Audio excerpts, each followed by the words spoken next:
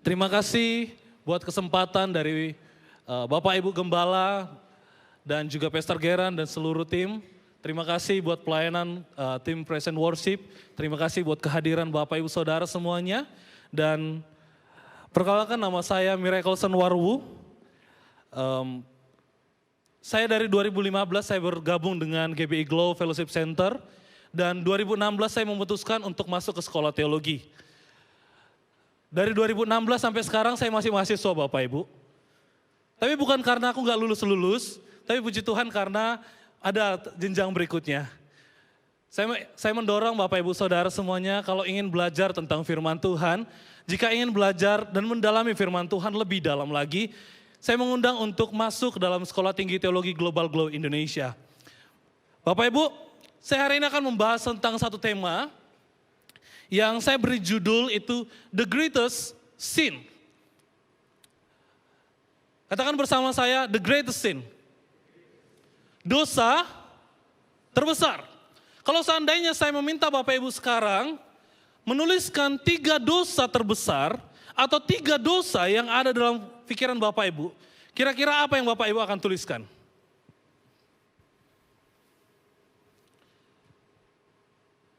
Kalau seandainya juga saya membahas tema ini, adakah Bapak Ibu yang tergelitik hatinya dan berpikir apa dosa yang paling besar dalam kehidupan ini? Apa dosa yang membuat sampai akhirnya Tuhan berkata, this is the greatest sin. Tapi sebelum kita lebih jauh daripada itu, mari kita coba bertanya kembali kepada diri kita, next, apa itu sebenarnya dosa? Adakah yang mencoba menjawab apa itu dosa?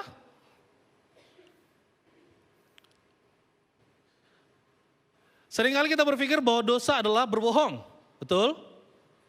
Dosa berbohong itu dosa kah Bapak Ibu? Membunuh? Mencuri? Kira-kira dari semuanya itu yang mana yang paling besar? Atau apa dosa yang paling besar di situ semuanya? Apapun yang Bapak Ibu pikirkan.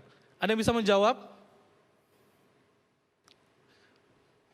Seringkali kita berpikir bahwa dosa itu hanya tindakan moral yang salah. Apa? Tindakan moral yang salah. Kadang-kadang kita berpikir dosa itu hanya sebatas bagaimana engkau bertindak dan apakah ini diterima secara umum atau tidak. Sehingga akhirnya kita salah paham dengan dosa dan akhirnya kita berpikir segala sesuatu yang immoral saja itu yang menjadi dosa. Tanpa kita sadari, dosa adalah kehendak hati untuk menolak Allah. Dosa adalah kondisi di mana hati kita itu memilih untuk menjauh daripada Allah. Yesus tidak mendefinisikan dosa itu sebagai kegiatan atau perlakuan yang jahat atau perlakuan yang imoralitas. Tapi kita akan membaca satu teks dalam firman Tuhan. Kita akan melihat bahwa ternyata satu dosa ini atau dosa ini hanya dirangkum Tuhan dalam satu kalimat. Kira-kira ada yang sudah bisa menebak ayat mana yang akan saya pakai? Kita buka bersama Yohanes 16 ayat yang ke-9. Yohanes 6 ayat yang 9, dalam hitungan ketiga kita boleh sama-sama bacakan ya, karena ini sangat pendek. Dan ini saya harap Bapak Ibu bisa memahaminya dengan benar setelah mendengarkan firman Tuhan ini. 1, 2, 3. Akan dosa karena mereka, sekali lagi. Akan dosa karena mereka tidak percaya kepadaku. Firman Tuhan dengan jelas memberitahukan kepada kita bahwa dosa adalah ketidakpercayaan. Kalau Bapak Ibu melihat dan Bapak Ibu membahas, meneliti lebih dalam lagi tentang Yohanes, Bapak Ibu akan melihat Yohanes 13 dari ayat pasal ke-13 sampai pasal ke-17, ini merupakan satu bagian di mana Yesus itu bercerita dengan sangat panjang, bercerita dengan sangat jelas, dan ceritanya ini orang-orang teologi bilang ini the upper room discourse atau pengajaran di Di mana? Ruang atas. Yohanes 13 sampai 17 ini secara khusus Yesus mengajarkan murid-muridnya. Kalau Bapak Ibu melihat di ayat yang pertama, kedua, dan ketiga nanti di rumah atau mungkin sekarang sambil Bapak Ibu lihat sambil saya menceritakan firman Tuhan, Bapak Ibu akan melihat bahwa nantinya Yesus telah bernubuat bahwa mereka, murid-muridnya akan mengalami hal-hal yang tidak mengenakan. Yohanes 13 sampai 17 ini merupakan bagian di mana Yesus itu detik-detik akan disalibkan. Dan di fase ini Yesus tidak lagi berbicara tentang hal yang kiasan. Yesus tidak berbicara lagi tentang hal-hal yang bersifat itu tertutup dalam bentuk perumpamaan. Tapi Yohanes 13 sampai 17 Yesus menerangkan semuanya dengan sangat jelas. Kalau Bapak Ibu melihat dari Yohanes 13 sampai 17 ini, Bapak Ibu akan melihat bahwa pada saat ini Yesus sedang mempersiapkan muridnya. Katakan bersama saya, mempersiapkan murid. Saudara tahu, salah satu kelemahan daripada orang-orang yang lebih tua, orang-orang yang telah di top level, dia tidak kesalahannya yang paling umum adalah mereka tidak mempersiapkan the next generation. Mereka tidak berpikir untuk mempersiapkan orang-orang yang menjadi muridnya, yang akan duduk atau yang akan memerintah atau yang berdiri di tempat yang sama di mana dia ada sekarang ini. Tapi Yesus memiliki metode yang sangat berbeda Bapak Ibu. Yesus dia mengajar, dia pertama sekali dia tunjukkan, this is how. Begini caranya untuk melakukannya. Setelah itu, dia mulai mengajarkan kepada murid-muridnya. Setelah dia mulai mengajarkan kepada murid-muridnya, yang dia lakukan adalah dia mulai mengajar murid-muridnya untuk melakukan. Dan yang paling akhir, Yesus mempersiapkan murid-muridnya dan mengutus murid-muridnya dengan caramu sendiri. Saudara, gembala kita Bapak Gilbert Lumendong mengajarkan kami di Sekolah Tinggi Teologi Global Glow Indonesia dengan cara yang sangat unik. Tapi itu bukan berarti semua orang yang lulusan dari Sekolah Tinggi Teologi Global Glow Indonesia harus copy-paste Pastor Gilbert. Tapi kita semuanya diajar menemukan warna teologinya masing-masing, bagaimana cara kita berkhotbah, bagaimana cara kita mengajar, bagaimana cara kita untuk menyampaikan firman Tuhan. Karena sesungguhnya ketika murid hanya copy paste, guru itu gagal. Tapi keberhasilan dari seorang murid adalah ketika dia dapat melakukan lebih daripada gurunya. Dan bukankah firman Tuhan juga menyatakan hal yang sama? Bahwa engkau akan melakukan lebih? Ya, sedang tertidur kah? Dia berkata akan melakukan yang lebih daripada yang apa saya telah lakukan. Pak, Bu, pada saat itu ketika Yesus mulai disalibkan, mulai ditangkap dan disalibkan, nubuatan Yesus terjadi. Mereka mulai disiksa, mulai dikejar, belum disiksa, mulai dikejar, mulai takut, sampai Yesus naik ke surga, mereka akhirnya menghadapi penolakan, mereka menghadapi kebencian, mereka menghadapi penganiayaan, dan semuanya ini telah dikatakan oleh Yesus terlebih dahulu. Coba kita baca di ayat yang pertama Bapak Ibu. Saya nggak mempersiapkan di slide saya, tapi bisa Bapak Ibu membantu saya, tim media boleh membantu saya di bagian pertamanya. Di Yohanes 16 ayat yang pertama dikatakan begini. Semuanya ini kukatakan kepadamu supaya kamu jangan kecewa dan apa? Ayat 1, Yohanes 16 ayat yang 1. Semuanya ini kukatakan kepadamu supaya kamu jangan kecewa dan menolak aku. Kenapa Bapak Ibu? Ketika kita menghadapi permasalahan yang sangat rumit, permasalahan-permasalahan yang benar-benar membuat engkau sampai akhirnya burn out, sampai akhirnya engkau merasa tidak ada Tuhan, kemungkinan besarnya atau kecenderungan kita adalah kita menolak Allah kita. Coba kita jujur, coba kita selidiki hati kita. Kapan terakhir kali kita berkata kepada Tuhan, aku percaya kepadamu? Kapan terakhir kali kita percaya kepada Tuhan dan kita tidak mengingat situasi saat itu? Jika Bapak Ibu sekarang ini ada dalam masalah yang sangat berat, jika Bapak Ibu mengalami masalah di mana engkau sangat tertekan, jika tanpa pengajaran, engkau akan menolak Dia. Dan bukankah seringkali kita menerima tawaran-tawaran dunia untuk melakukan jalan pintas? Dan bukankah kita sangat gampang dan sangat mudahnya digoyahkan oleh berbagai macam pengajaran? Bukankah kadang-kadang kita tertipu dengan perasaan kita, tertipu dengan hati kita dan berkata, Tuhan, apakah Engkau sungguh mengasihi aku?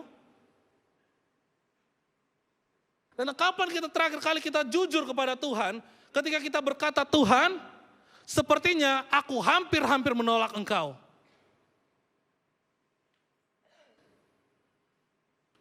Di ayat 2 kita baca bersama-sama. Ayat yang kedua,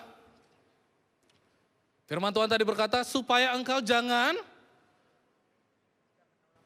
menolak aku. Yang kedua, kamu akan, Pak, siapa yang mau dikucilkan di sini? Bahkan akan datang saatnya bahwa setiap orang akan membunuh kamu. Dan menyangka bahwa ia berbuat bakti kepada Allah. Siapa yang siap untuk dibunuh hari ini? Dan bukankah ini terjadi? Saudara ingat Saulus? Tahu Saulus gak? Apa yang terjadi dengan dia? Ia membunuh orang-orang Kristen, pengikut Kristus, dengan dalih ia berbakti kepada Allah. Langsung kejadian. Ayat yang ketiga. Mereka akan, kita coba sama baca ya. Mereka berbuat demikian karena penting sekali kita untuk mengenal siapa Tuhan kita. Penting sekali kita untuk mengenal siapa Allah kita. Dan penting sekali dalam kehidupan kita ini untuk percaya kepada Dia. Pak, Bu, para murid setelah Yesus disalibkan, Dia naik ke surga, mereka mengalami penderitaan, penolakan, penganiayaan. Dan semuanya itu jika mereka tidak memiliki iman yang teguh. Tidak akan ada Alkitab kita yang saat ini.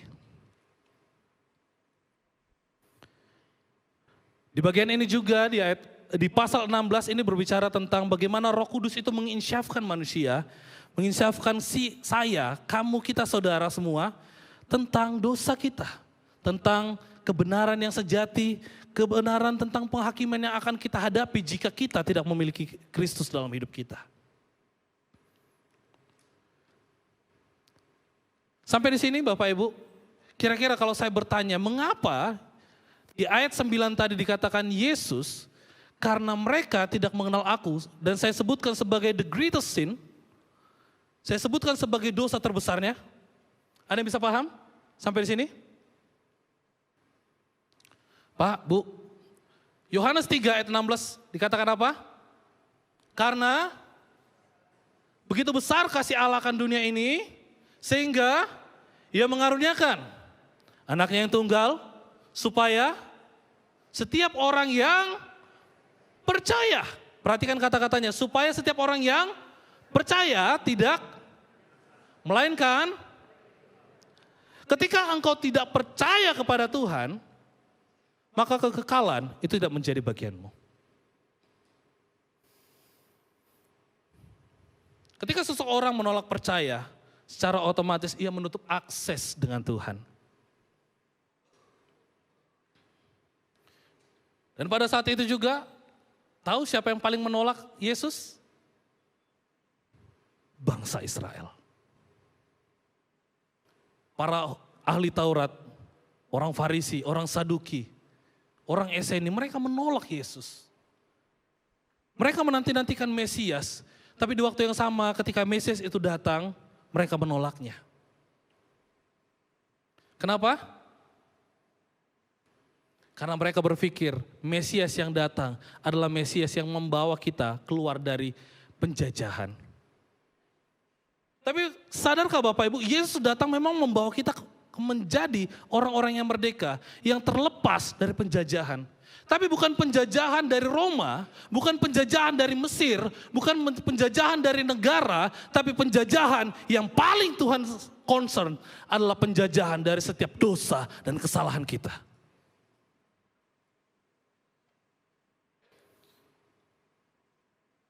Orang Yahudi menantikan Yesus, tapi orang Yahudi menantikan Mesias, tapi begitu Yesus lahir dan memperkenalkan dirinya sebagai Mesias, mereka menolaknya. Dan apa yang terjadi? Mereka tidak mendapatkan kesempatan untuk masuk ke dalam kerajaan Allah. Mereka mempelajari nubuatan, sampai akhirnya mereka berkata seperti ini, tidak akan pernah ada orang dari Nazaret, tidak akan pernah ada nabi dari Nazaret.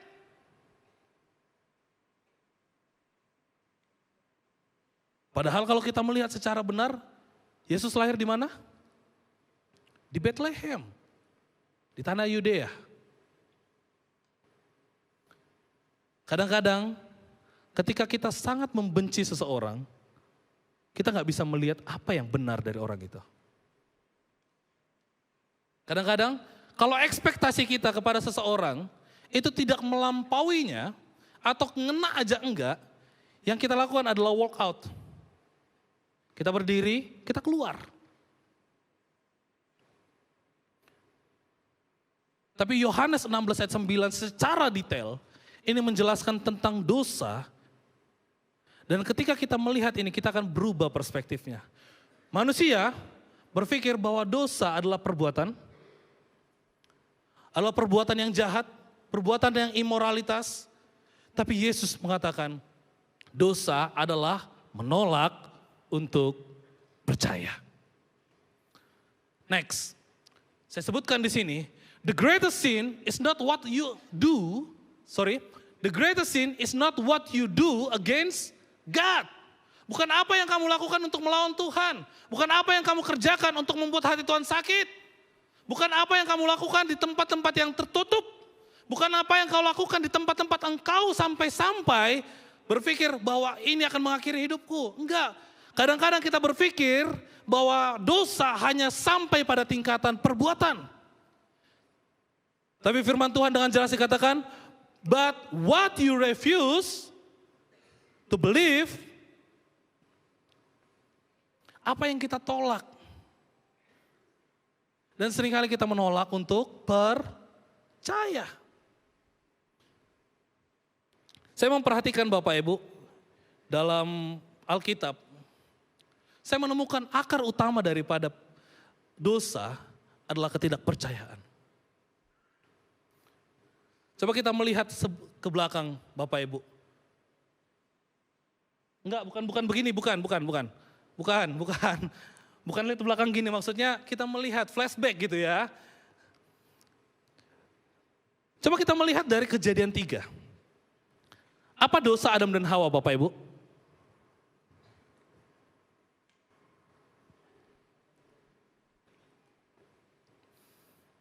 Apa dosanya? Kalau seandainya Pak Gilbert yang ada di sini dia katakan, jawab!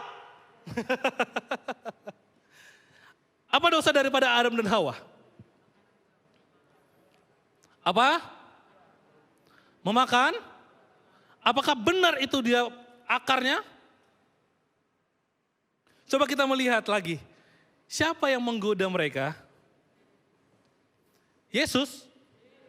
Oh, hampir aja. Siapa yang menggoda? Iblis. Apa yang digodanya? Makan, nanti kamu akan seperti Allah. Tapi apa kata firman Tuhan? Kalau kamu makan, ya benar.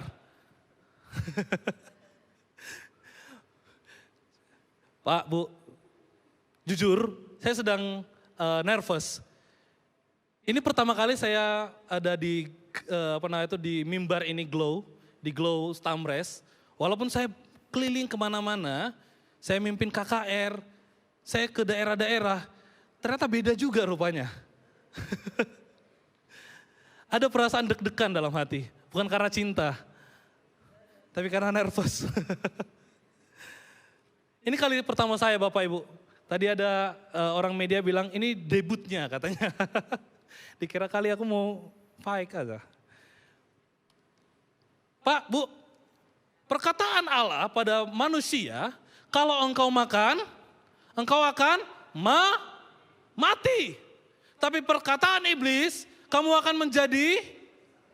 Dan inilah titik dari ketidakpercayaan itu. Ketika engkau memikirkan, engkau mendengarkan, dan engkau memilih untuk menolak percaya kepada Allah, engkau menolak setiap perkataannya, engkau menjadikan perkataan orang menjadi yang utama, engkau melihat dan menjadikan perkataan orang sebagai barometermu, sebagai standar hidupmu, engkau menolak Allah dengan caramu sendiri. Iblis, dia berkata, kalau engkau makan, engkau akan sama seperti Allah. Tapi Allah berkata, kalau engkau makan, kau akan mati. Apa yang dilakukan oleh Adam dan Hawa? Mereka percaya kepada iblis. Dosanya bukan dimulai ketika mereka memetik dan memakannya. Tapi dosanya dimulai ketika mereka tidak percaya kepada Allah. Kalau kita melihat juga permasalahan-permasalahan yang ada dalam lingkungan kita sekarang ini, permasalahan yang ada di kalangan kita yang berkeluarga. Siapa yang pernah tidak percaya sama suaminya dan istrinya? Gak usah angkat tangan. Siapa yang pernah tidak percaya kepada ayahnya? Siapa yang pernah tidak percaya kepada ibunya? Dan akhirnya berantem. Yang mengerti katakan, Udah kayak Pak Gilbert belum? Seringkali kalau kita melihat apa yang menjadi permasalahan daripada keluarga, saya banyak orang yang datang kepada kami, saya melihat, mempelajari satu kata kunci orang bisa memutuskan hubungan.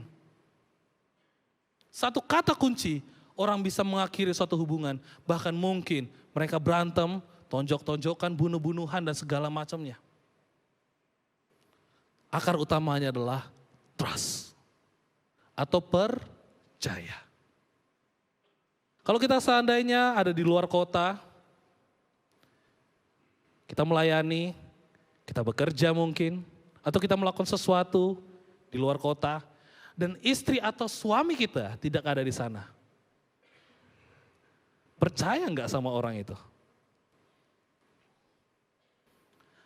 Aduh Pak, boro-boro mau percaya. Orang dia di rumah aja main gila, apalagi di luar. Ada yang ketawa dan bilang, iya lagi.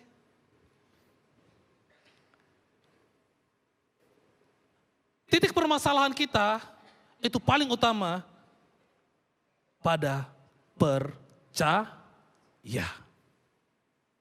Kalau seandainya suami dan istri benar-benar dapat mempercayai satu dengan yang lain, kira-kira ada masalah enggak? Coba jangan langsung dijawab dulu, coba mikir dulu sebentar. Pahami dulu permasalahan yang mungkin ada di sekitarmu. Kalau seandainya engkau percaya kepada temanmu dengan benar dan dia juga dapat dipercaya, kira-kira apa yang terjadi?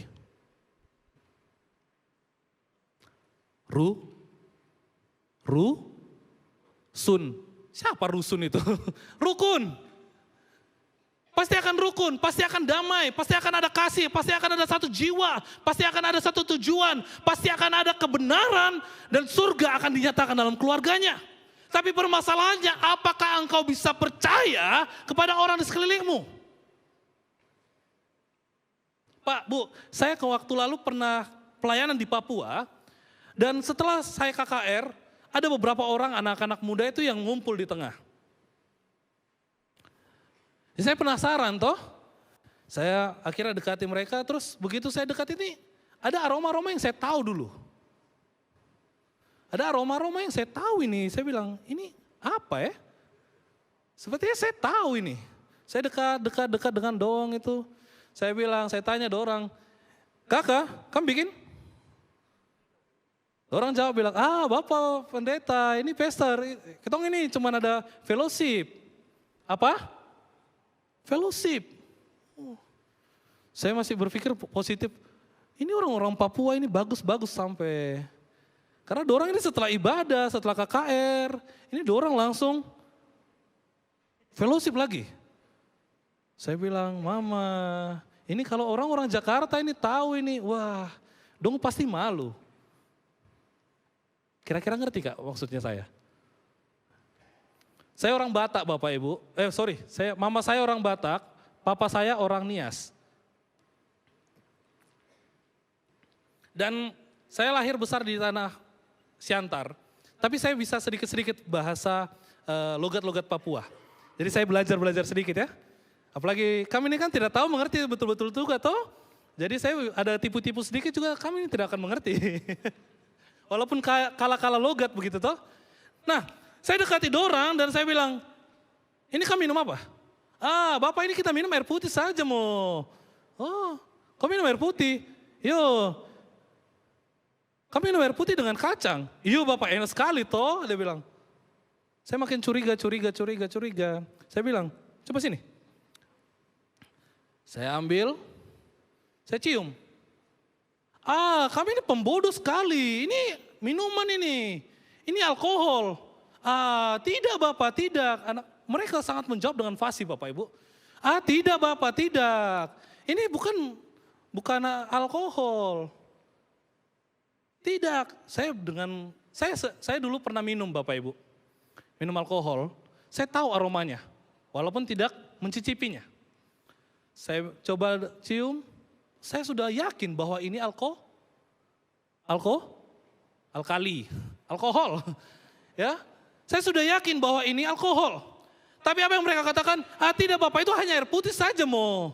Terus diambil lagi dari saya punya tangan, dia bilang, Bapak ini saya minum ya. Saya minum, Bapak lihat. Dia minum, terus dia bilang, iya Bapak ya, mujizat Tuhan itu terjadi. Maksud, iya, air sudah menjadi anggur Bapak. Kadang-kadang kita bisa percaya kepada orang, tapi orang gak bisa percaya kepada kita. Kadang-kadang kita bisa percaya kepada orang, tapi orang tersebut tidak bisa dipercayai. Sekarang pertanyaannya, apakah ketika engkau melihat orang yang tidak bisa dipercayai, dan engkau mengalami trauma karena mereka, apakah engkau mempersalahkan Kristus karena mereka berlaku jahat kepadamu? Karena mereka tidak bisa dipercaya, akhirnya engkau tidak datang ke gereja, engkau tidak datang ke komunitas, engkau tidak belajar lagi firman Tuhan, karena berpikir semua manusia sama saja. Hei, yang menyakitimu manusia, ya jangan kau salahkan Tuhanmu.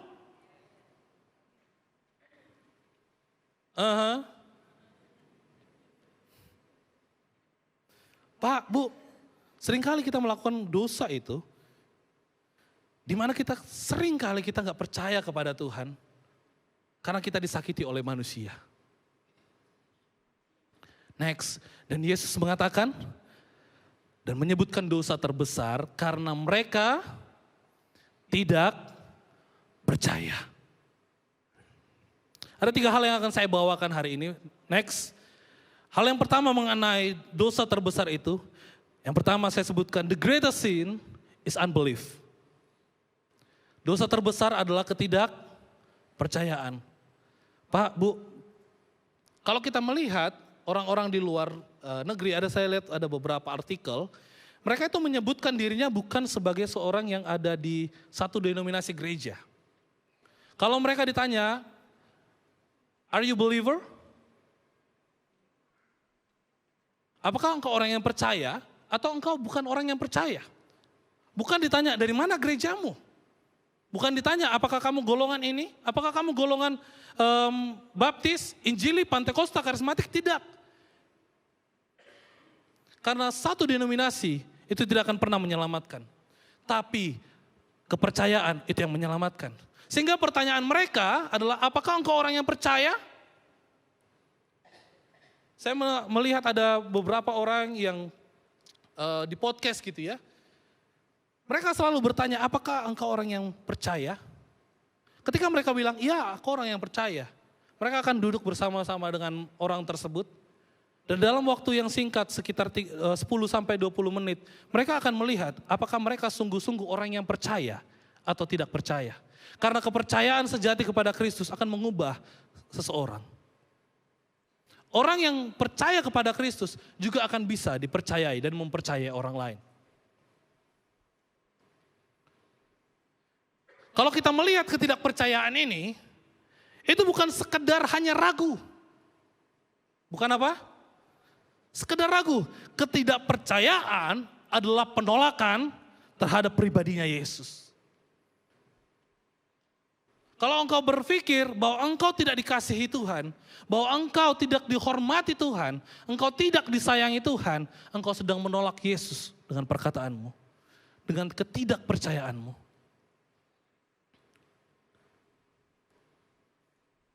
Dan tahukah kenapa ini disebut sebagai dosa terbesar? Karena ini memutus hubunganmu dengan Tuhan. Ketika engkau menolak percaya, engkau menolak hubungan dengan Tuhan. Dan next, saya tuliskan sekali lagi, akar dari segala perbuatan jahat, dosa dan pelanggaran adalah tidak percaya. Sekali lagi, ketidakpercayaan adalah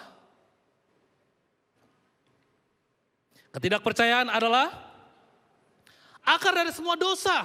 Tapi antitesisnya, kebalikannya, ketika engkau percaya kepada Tuhan, engkau menerima Yesus sebagai Tuhan dan Juru Selamat, engkau menghidupi kehidupan kekristenan, Tuhan akan membawa engkau naik menjadi kepala dan bukan menjadi ekor. Segala hal yang kau doakan akan Tuhan menjawab. Segala hal yang kau pikir itu menjadi berat, tidak mungkin saya menerima ini, Tuhan akan memberikan kepadamu. Itu bukan karena engkau, bukan karena kehebatanmu, bukan karena kuat gagahmu, tapi karena Kristus yang membawa engkau maju bersama dengan Dia, berjalan bersama Dia, dan akhirnya engkau akan menemukan bahwa tidak ada satu pencapaian dalam hidupmu jika tanpa ada Kristus. Saat engkau percaya kepadanya, saat engkau yakin kepadanya, segala keraguan-raguanmu, segala pikiran-pikiran yang selalu menghantuimu di tengah malam, hal-hal yang membuat engkau selalu overthinking, itu Tuhan ubahkan dengan sebuah kedamaian. Dan kalau kita bisa jujur satu dengan yang lain saat ini, kapan terakhir kali kita bisa tidur dengan nyenyak? Kayak lagu gitu kan, kapan terakhir kali?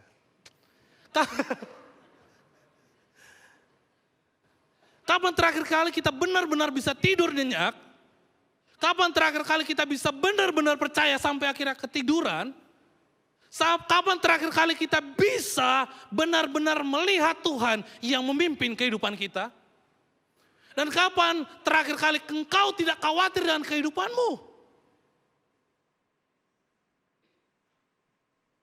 Pak, Bu, saya mau menjelaskan keberadaan saya hari ini adalah bukti bahwa saya sedang percaya kepada Tuhan. Semester 3 di strata 1, saya hampir pulang. Bukan karena bikin masalah, bukan karena bikin onar, enggak. Tapi merasa burn out. Saya enggak percaya dengan panggilan Tuhan. Saya berpikir, enggak. Saya harus pulang nih. Enggak benar nih semuanya nih. Aduh, enggak mau jadi pendeta. Enggak mau jadi hamba Tuhan. Tapi satu kali itu, saya duduk di atas lotengnya kami, di asrama waktu lalu. Dan satu kata kecil yang Tuhan berikan kepada saya. Are you believe? Percayakah engkau? Dan itu menggetarkan aku. Menggetarkan semua perasaan. Dan itu membuat saya menangis. Karena ternyata saya nggak percaya kepada Tuhan. Saya hampir kabur, Pak. Saya hampir kabur, Bu. Saya waktu pertama kali masuk ke dalam sekolah teologi saya bilang, saya yakin, saya pasti dipanggil Tuhan. Tapi semester 3, ya Allah. Baru semester 3. Belum kena itu masalah yang paling banyak-banyak. Walaupun saat itu sudah ketemu sama bahasa Ibrani. Dan saya bilang sama dosen Ibrani saya, ya Allah ini bahasa apa ini? Kami semua dikeluarkan waktu itu. Karena gak bisa bahasa Ibrani. Jangan ketahuan sama dosen saya ya. Saya ngomongin dia sekarang ini. Tapi tahu gak, orang yang mengeluarkan saya itu menjadi barometer saya ke akhir ini. Saya akhirnya banyak belajar tentang dia. Saya belajar bagaimana dia belajar untuk melihat Alkitab. Tapi pernyataan itu saya sampai belajar karena satu perkataan daripada Tuhan yang Tuhan taruh dalam hatiku. Apakah engkau percaya? Dan akhir-akhir ini teman-teman saya itu paling tahu, saya menghadapi masalah-masalah yang saya itu seakan-akan dibuat untuk maju, mundur. Majunya 1, mundurnya 3. Kayak orang mabok gitu. Nah gitu. Pengalaman ya. Kehidupan saya beberapa waktu belakangan ini, saya pikir sudah akan baik-baik saja. Tapi saya kemudian berpikir, dan saya menyadari, saya sudah tidak percaya kepada Tuhan. Saya percaya kepada kekuatanku sendiri. Akhirnya apa yang terjadi? Saya dipukul. Dar. Ketika Bapak Gembala minta untuk khotbah, untuk sharing, saya kasih 2 judul. God's Calling and the Greatest Sin. Bapak bilang, the greatest sin. Saya sebenarnya nggak mau bahas ini banyak-banyak. Karena ini adalah dosa saya, Pak, Bu. Ini dosa saya. Saya adalah orang yang benar-benar tidak percaya kepada Tuhan. Dan ada momen dalam perjalanan saya sekolah, saya menjadi seorang ateis praktis. Saya tidak pernah berdoa. Saya tidak pernah membaca Alkitab. Saya tidak pernah ikut-ikut dengan ibadah dan segala macamnya. Saya menjadi seorang yang ateis praktis. Saya nggak percaya Tuhan. Saya berpikir bahwa Alkitab ini adalah kebohongan. Tapi akhirnya Tuhan kembali memanggil saya. Dan hari ini Pak, Bu, Tuhan juga memanggil engkau dengan perkataan, apakah engkau percaya kepadaku? Apakah engkau menyerahkan hidupmu kepadaku? Apakah engkau mau menyerahkan semua permasalahanmu kepadaku? Dan firman Tuhan berkata, marilah kepadaku. Setiap orang yang letih lesu dan berbeban berat, aku akan memberikan kelegaan kepadamu.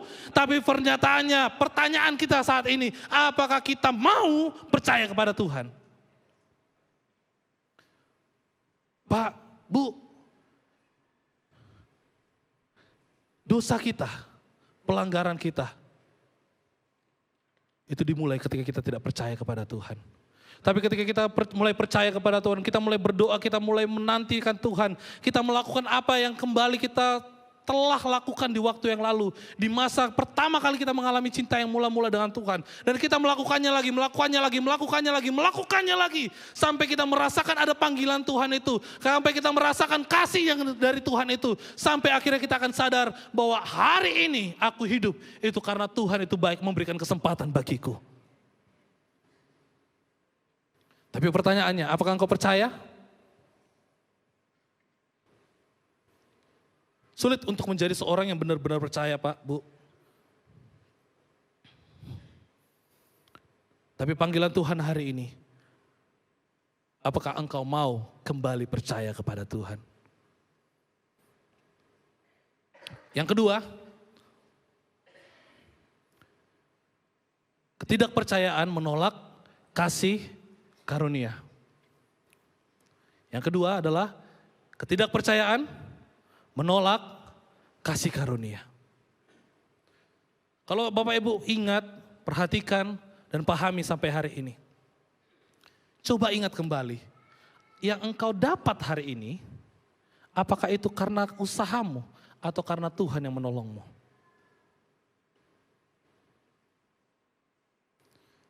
Apakah engkau pernah berpikir, saya bekerja dengan sangat keras, akhirnya saya ada di posisi ini? Dan engkau berpikir bahwa itu karena hasil kerja kerasmu saja? Come on. Ketidakpercayaan adalah sikap hati yang mau menutup diri terhadap apa yang ingin Tuhan berikan. Dan saat kita menjadi orang yang tidak percaya, kita menolak pengampunan yang dari Tuhan. Kita menolak pemulihan yang Tuhan izinkan. Kita menolak setiap identitas baru yang Tuhan akan berikan kepadaku. Kita menolak setiap pemberian-pemberian yang di luar daripada akal logika kita. Dengan perkataan apa? Next. Saya belum layak. Siapa yang pernah berkata di sini, saya belum layak untuk masuk ke gereja? Siapa yang pernah berkata di sini, saya belum layak untuk melayani? Siapa yang pernah berpikir dan berkata bahwa saya tidak layak untuk menerima semua ini? Saya tidak layak ini. Bahkan ketika ada hamba Tuhan, ada pendeta yang mengajak engkau untuk kembali beribadah, bro, sis, ayo kita kembali ke gereja, kita melayani, kita beribadah bersama-sama. Jawabannya apa? Tunggu ya bro, gue masih belum layak, gue masih berdosa. Pernah nggak Bapak Ibu? Tapi kebodohan inilah yang seringkali ada di kepala kita. Kebodohan di mana kita berpikir bahwa kita mampu menyelesaikan dosa kita. Kebodohan di mana kita berpikir kita mampu menyelesaikan persoalan-persoalan kita. Permasalahan, persoalan dosa dan semua ketidaklayakan itu saya akan selesaikan dulu. Pertanyaannya, benarkah engkau mampu? Atau ketika engkau menolak saat itu dan berkata saya belum mampu, saya belum bisa, saya belum siap, saya masih berdosa. Apakah engkau setelah itu memperbaiki diri? Boro-boro. Setelah engkau diajak ke gereja dan engkau menolak, apa yang engkau lakukan? Berdosa lagi. Itu suatu kejujuran kepada kita, bukan? Kalau seandainya kita diajak untuk melayani, diajak untuk berbuat benar, diajak untuk melakukan komunitas, membaca Alkitab, berdoa bersama, dan kemudian kita tolak. Apakah setelah itu kita menjadi lebih baik? Suatu kebodohan yang selalu iblis lakukan dalam kepala kita, bahwa kita mampu menyelesaikan permasalahan kita sendiri. Tapi firman Tuhan dengan jelas berkata, engkau tidak akan mampu jika dengan kekuatanmu sendiri. Saya selalu memakai perumpamaan ini. Bapak Ibu pernah ada yang bisa berenang nggak? Ada yang bisa berenang? Nggak ada? Oh nggak apa-apa. Siapa yang pernah berenang? Siapa yang pernah tenggelam? Siapa yang pernah ketika tenggelam, angkat bajunya sendiri? Siapa yang pernah tenggelam dan tarik rambutnya sekuat tenaga? Dengan berpikir, dengan saya melakukan ini, saya akan selamat. Ada orang yang melakukan itu? Tapi bodohnya orang Kristen, bodohnya kita berpikir ketika kita tenggelam dalam dosa, tenggelam dalam pelanggaran, tenggelam dalam setiap realita-realita yang disebut sebagai dalam Alkitab sebagai dosa dan pelanggaran, kita berpikir kita dapat menyelesaikannya sendiri, kita dapat menyelamatkan diri kita sendiri dengan kemampuanku sendiri. Karena sekuat apapun engkau menarik bajumu, sekuat apapun engkau menarik rambutmu, engkau tidak akan pernah naik ke atas dan menghirup udara yang segar. Engkau butuh satu orang untuk mengangkat engkau naik. Engkau butuh satu orang yang tidak ada dalam tempat itu. Atau orang yang pernah melewatinya. Orang yang mampu.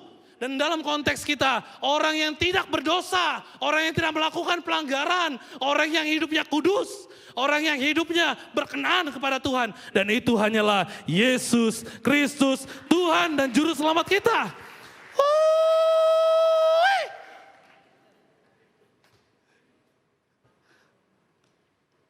Itulah realitas kita Pak, Bu. Kita nggak bisa kalau tanpa Tuhan.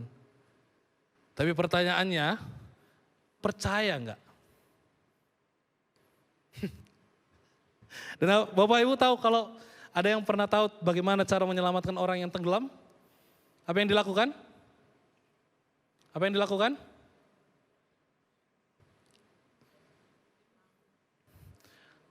Kalau dia itu terlalu aktif untuk narik kita ke bawah, yang kita lakukan adalah pukul dulu dia. Bam! Pingsan, baru ditarik ke pinggir. Baru dikasih. Betul nggak? Betul nggak? Atau hanya di kampung saya aja?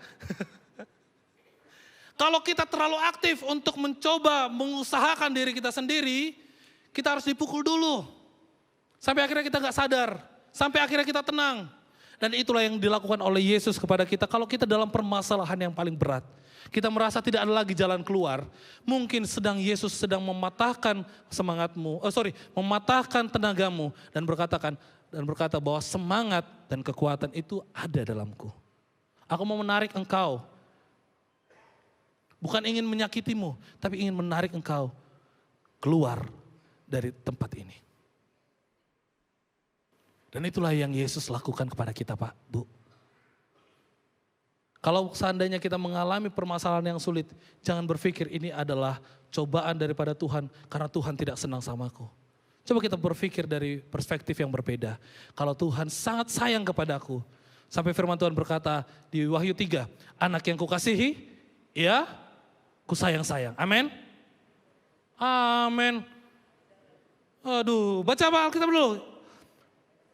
Wahyu 3. Anak yang kukasihi, ia kutegur dan kuhajar. Karena itu, relakanlah hatimu dan bertobatlah. Saya bangga sama Bapak Ibu Saudara semuanya karena menjawab dengan baik. Haleluya, haleluya, haleluya. Pak, Bu, sekalipun dosa kita ini seperti kirmizi, kata firman Tuhan. Ketika kita jujur dan berkata, Tuhan, aku mau percaya kepadamu, Tuhan akan mengubahkannya kembali.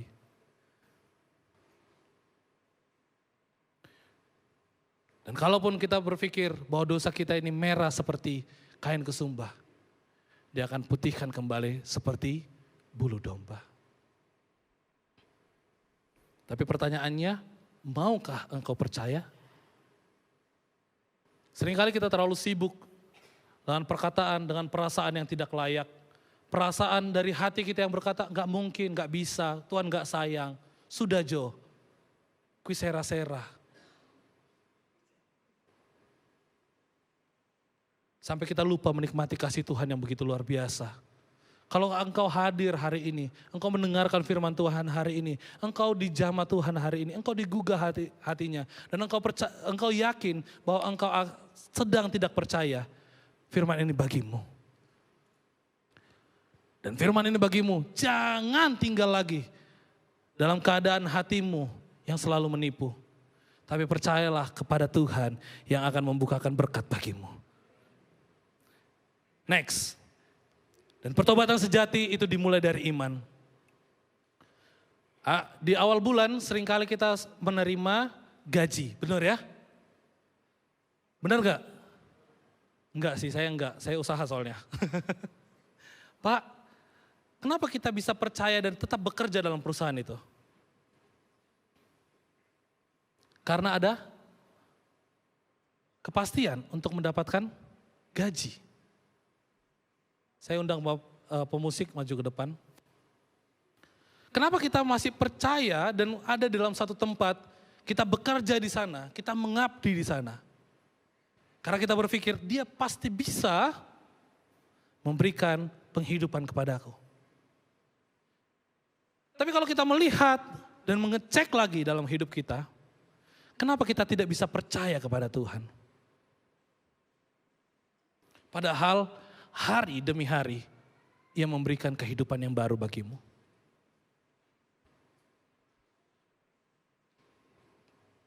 Seringkali kita mengecewakan Tuhan dengan perkataan, mengecewakan Tuhan dengan tindakan, mengecewakan Tuhan dengan segala sesuatu yang kita bisa. Tapi hari ini Tuhan ingin memanggil engkau untuk kembali, untuk mulai percaya kepada Tuhan. Dan aku tahu, dan aku sadar bahwa kita tidak akan bisa percaya, beriman dengan kehendak kita sendiri. Karena itu firman Tuhan berkata, jika engkau kekurangan iman, mintalah iman, tambahkan iman kami, kata firman Tuhan. Kalau engkau hari ini tidak percaya, mari jujur kepada Tuhan dan bilang, Tuhan, saya berdosa. Saya bersalah kepadamu. Dan saya tidak percaya kepada engkau. Saya lebih percaya kepada perkataan dunia. Saya lebih percaya kepada kondisiku saat ini. Saya lebih percaya dengan keadaanku saat ini. Saya lebih percaya dengan perkataan orang di sekelilingku. Saya lebih percaya pada perkataan orang tuaku. Saya lebih percaya kepada perkataan tetanggaku. Dan saya tidak bisa percaya benar kepada engkau. Engkau berkata engkau menyediakan hari depan yang gilang gemilang. Tapi hari ini aku stuck di sini Tuhan.